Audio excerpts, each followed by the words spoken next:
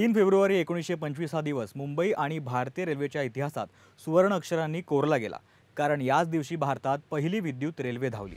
मुंबईतील Victoria terminus म्हणजेच आत्ताचं छत्रपती शिवाजी महाराज टर्मिनस ते कुर्ला या मार्गावर धावलेली पहिली विद्युत लोकल ही भारतीय रेल्वेच्या विद्युतीकरणाची सुरुवात ठरली।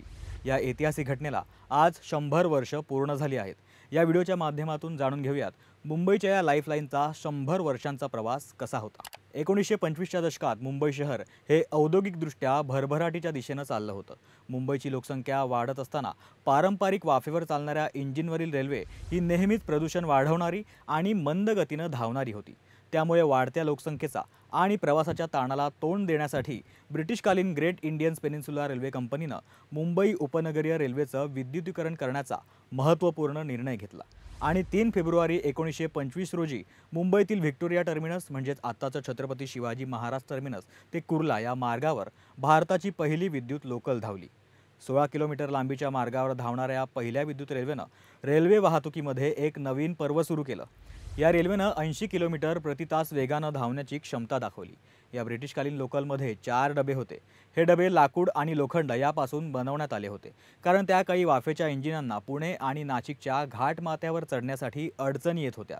त्यामुळे 1925ला धावलेली ही पहिली लोकल रेल्वेच्या प्रगतिशील युगाची सुरुवात ठरली होती।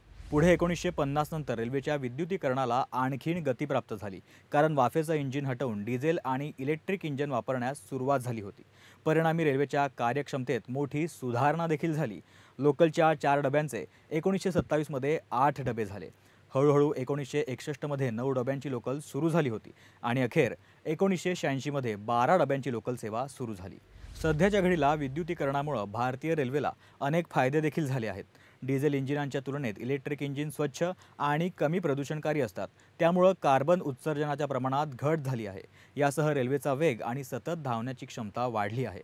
आता भारतीय रेल्वेने 2026 पर्यंत संपूर्ण देशभरातील रेल्वे मार्ग पूर्णतः विद्युतीकरण करण्याचा संकल्प केला आहे। यासोबतच रेल्वे स्थानकांवर सौर ऊर्जेच्या सुविधांचा मोठ्या प्रमाणावर विस्तार केला जात असल्याची माहिती मध्य रेल्वेकडून देण्यात आली आहे।